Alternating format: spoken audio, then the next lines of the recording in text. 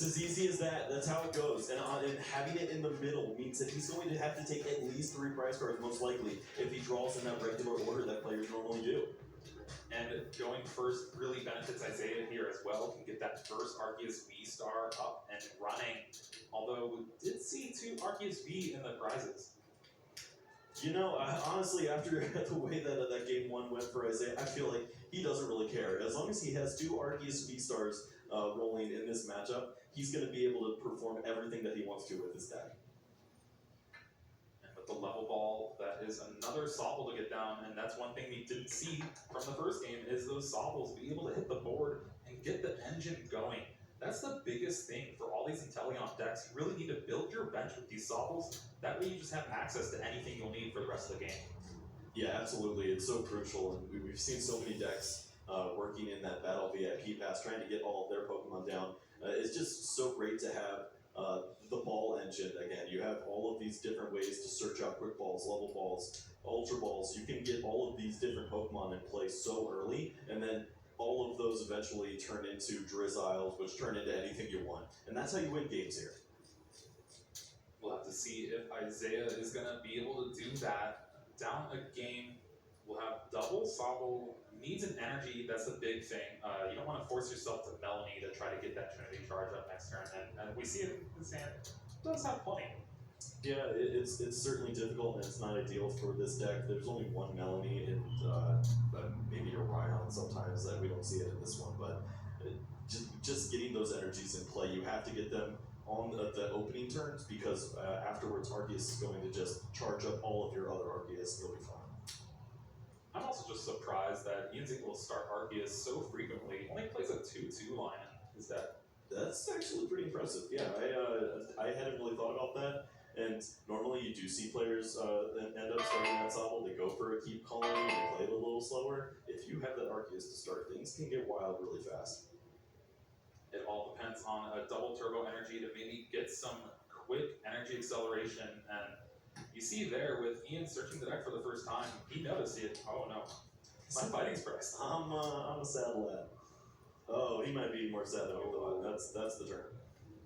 That is a big turn too, because looking through, Isaiah does have Choice Belt in the deck. I didn't see it in the prizes, and so with an Arceus V-Star, we'll be able to pull together. Oh no, with the double turbo would be short. We need the Zigzagoon. Yeah, this is nice by Isaiah. He throws away the path because he understands that this is a really big pivotal turn for him. If you are playing against a full Ian Rob fighting deck, you are going to be in trouble. So he's playing like it currently is, that he doesn't know that there's a fighting energy in the prize card, so he could slow down. But honestly, you get that Arceus V-Star, you could maybe get a knockout here with the Zigzagoon in combination with your Choice Belt. I think he has it. Ultra Ball for the V-Star, you Starburst for the double turbo and the Galarian Zigzagoon. The Choice Belt's already in hand, and that's going to be a huge knockout. Oh, this is absolutely ridiculous. It's everything that Isaiah wants, and he was missing in that opening game. You were already talking about with those Arceus V, it's going to be tough to find one more in order to charge these energies onto a relevant Pokemon. But who cares when you're taking a big turn 2 knockout here, leaving your opponent with just a Sobble. Oh, there it is. The exact combination of cards Isaiah needed to take the knockout here. And this is why that Galarian Zigzagoon is in the deck. It's to reach those numbers that double turbo kind of like prevents you. Yeah, it's such a great drawback in the reduction of 20, but you have so many different amplifiers that you can just bring it right back up. And every player who's at this stage knows exactly what pieces of math you need to hit in order to come out on top in these exchanges. And it's working out flawlessly for Isaiah. You're also finding that Arceus V. You're going to have so many different Pokemon in this match. There's the energy search.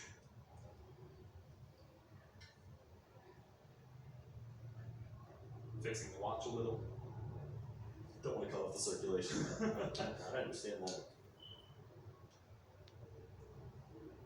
Again, noticing, prize. I don't know if there's really a good comeback in this game. It's going to be at least 3 turns before you even take a prize, really.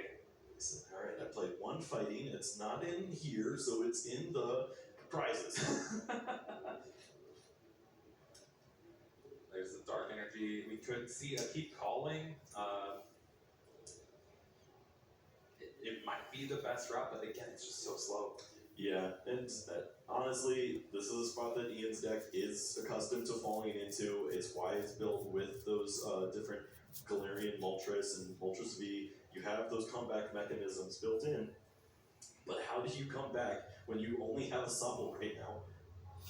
We're going to see the evolution. So Shady Dealings will now allow Ian to grab what looks like a Marnie here, and he's going to need to find some more basic Pokemon.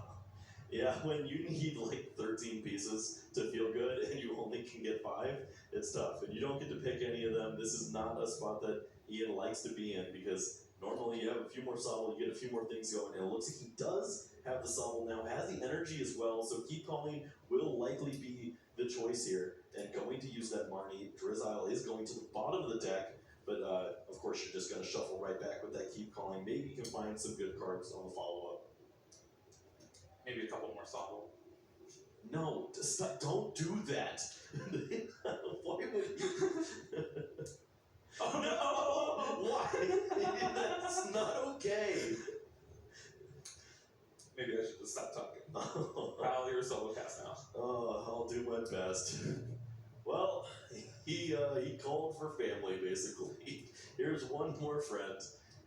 Ian will have access to plenty of Drizzile in the following turns now because of all these Sobble onto the bench. He's going to be down 3 prizes, though, and that doesn't feel very good, especially if Isaiah starts to get all of these energies accelerated onto the second Arceus V. And this is the thing with Pokemon. You can have the best matchup in the world. You can tech for all the matchups that you want, but those prize cards will come back to haunt you sooner or later. And especially with all of these decks playing very low counts of these cards. Yeah, I mean that's just the name of the game. You get 60 cards, and you have to make every single one of them count. And it's tough because you're trying to make it work, but how many cards can you honestly get in to work in every single matchup, right? Ian has figured out a great way to take out a bunch of different styles, but he's going to run out in some facets. There's an evolution incense. Eyeing down that Inteleon maybe just decides to fail it, and we'll see a knockout eventually. This looks pretty clean from Isaiah, just going to continually set up that board, make sure that both evolution lines are available in order to draw out or continue to push this advantage. Thinking already ahead about this Zigzagoon now too. Gonna scoop up net. Just wants to leave the bench spaces open. That's tricky. And you don't really need it right now, at least with the board state the way it is. You're going to have a pretty big lead, and I guess you have to think the fighting might be priced, but there has been no real good instance for that Galarian Zapdos V to come down on the board right now. Only with 1 V in play. Right. And that's something that Isaiah is also constantly thinking about as well. If there is nothing currently pressuring me and my Arceus V, then what's the point of benching multiple Arceus Vs in play? Only one right now seems to be that nice number. Multiple energies being extended on the inside is kind of difficult at times. And there you see the knockout on that active Sobble. Path to the Peak is in play. It won't really matter. There's no Arceus. I guess it stops something like a Galarian Moltres V from being able to charge itself up. But 3 energy on the bench Arceus V, and now with 2 attackers ready to go, Isaiah is in full control of this game.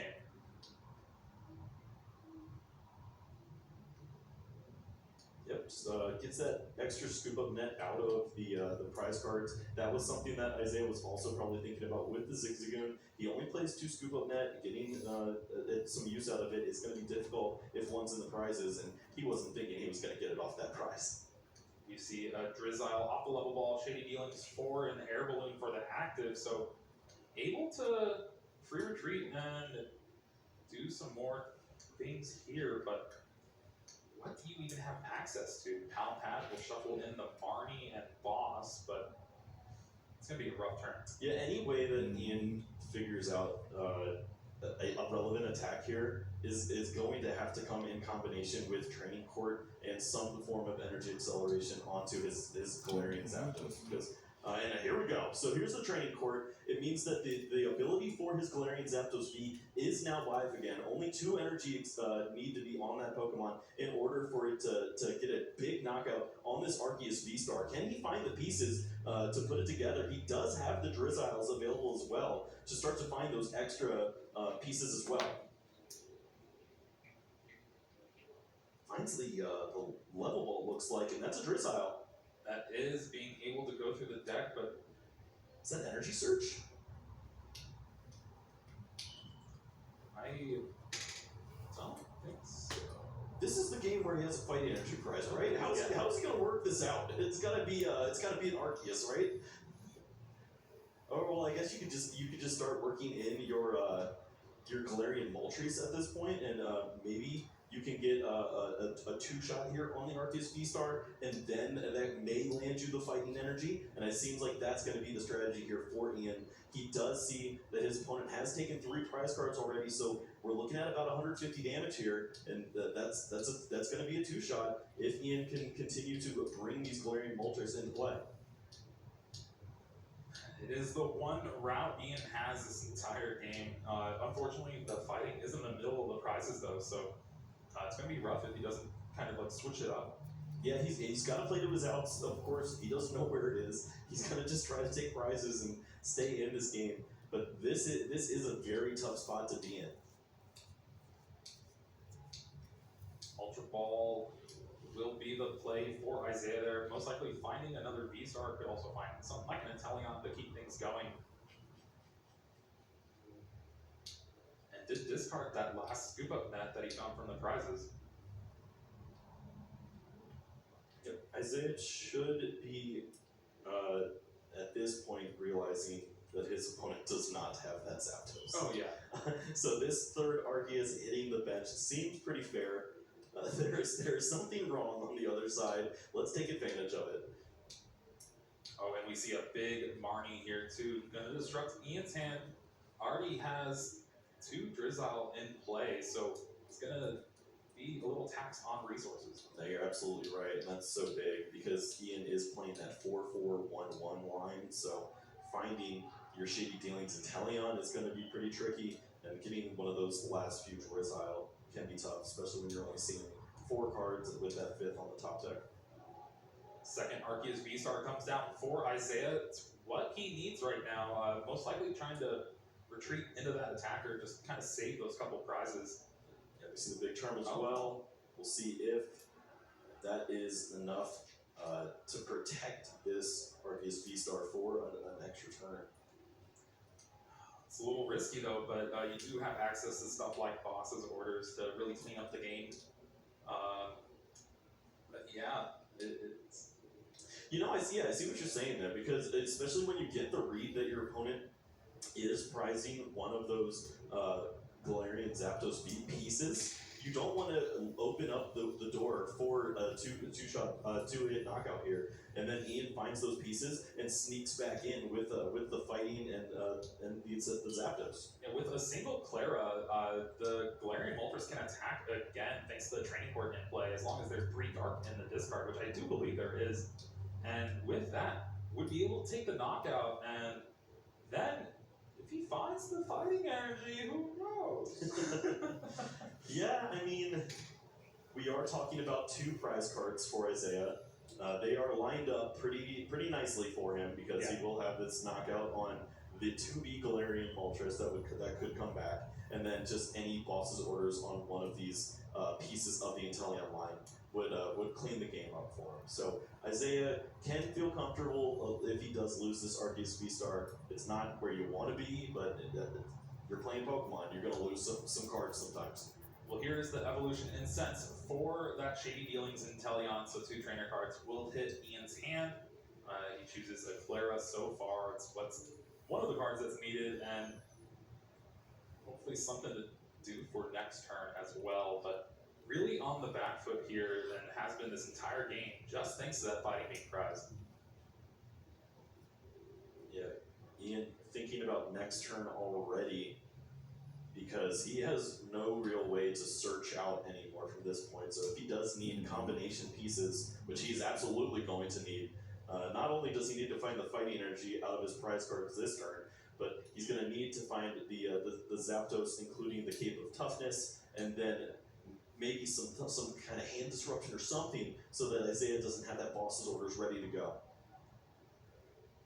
Well, there is that Galarian Moltres V, 3 energy, all charged up on the bench, ready to go and take the knockout, and it's just rough. Like, this position, it's kind of like a checkmate position from Isaiah here. It has potentially access to Drizzile, and then just 2 attackers that can cleanly knock out anything on the board. So Ian gets the bad news. He did not get his fighting energy. Yeah. I want to also note that there was a cute play by Isaiah in leaving that Arceus V-Star. Because it's knocked out, that means that just the Moltres, or the Galarian Zapdos coming down, it will need to have energy acceleration That as is well. true, yeah. Because now there's one less Pokemon V in play. Yeah, heads up playing, especially when Ian's at the 6 prizes. And really just playing this game to the best of Isaiah's ability, and it's really showing here, but it's, again, just all thanks to that fighting energy prize. Watch him just put down another Arceus V. Like, you're wrong, Kyle. You're wrong. No, I like this. This is great. Looks like Sobble will be the choice from this quick ball, but really just thinning the deck out. Could possibly even discard it with something like a Professor Juniper here. Yep. Getting thin, thinking about 2 more turns in this game to close things out, get it to a 1-1 match score, and Isaiah has to be thinking, I can't believe we got to this stage. I was gonna walk into this Galarian Zapdos and lose an easy 2-0, and here I am. I'm on top. And I think looking at the hand for Isaiah as well, it does look like there's a boss's orders in there. So with no disruption coming from Ian, it's gonna be game over, especially with no fighting energy. It's just so rough. Let's think. Nope, I don't see it. I'm trying to figure out maybe if there's one way, but yeah, of course, with that prize card taken, that takes a lot off of the board here. We do see the Zapdos. It is scary, but it doesn't have any way to attack right now.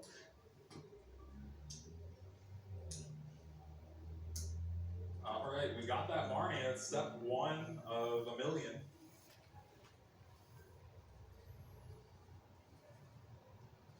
Boss's orders go. How's he gonna come back from this? With access to a possible Inteleon or Drizzile, it's just game over. Yep. And yep. Oh, he gave up. No, Ian understands that is not how this is going to work. 20 minutes left on the clock, plenty of time for Ian.